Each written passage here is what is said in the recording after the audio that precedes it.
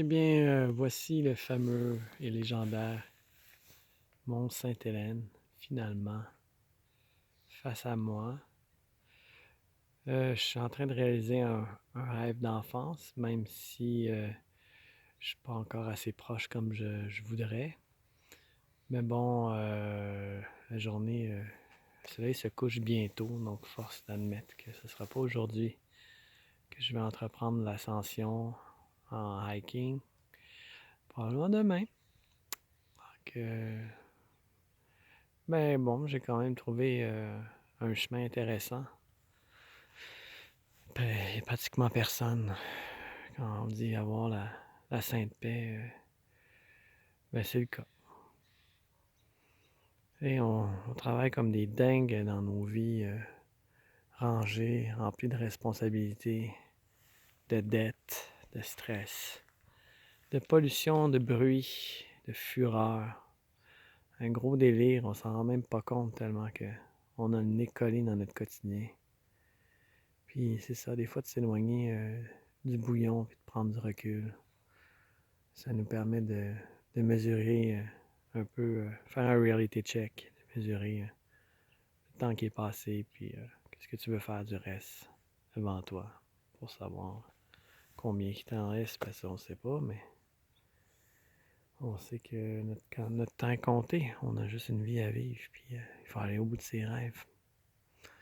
Fait que voilà, pour moi, ben c'est ça, je suis agnostique, fait que j'ai pas de rendez-vous. J'ai une aversion pour toutes les religions, puis tout ce qui est organisé, qui nous dit comment penser, puis qui, dans le fond, est de la crise de politique archaïque, là. Je déteste les religions, mais tu sais, ça veut pas dire qu'on a, en dedans de nous, on peut pas avoir une spiritualité, puis tout le monde se pose des questions, évidemment, mais comment dire, moi, je trouve des réponses en observant la vie, quand j'ai la chance d'avoir un microscope, de regarder à travers un microscope ou un télescope, mais aussi quand je me promène en nature. Encore mieux quand je suis seul. C'est comme là que je me reconnecte avec le grand tout. Puis c'est encore plus vrai quand tu es face à un volcan aussi majestueux que le Mont Sainte-Hélène. Ça mérite le respect.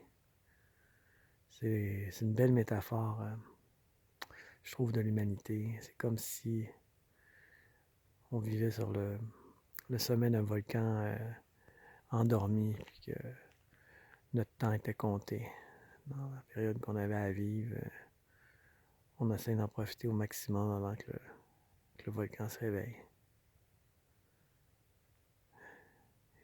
Réalisez-vous que à l'endroit où je suis présentement, en 1980, il y a eu la plus grande éruption de l'histoire des États-Unis. Une centaine de personnes sont mortes ici. C'était apocalyptique.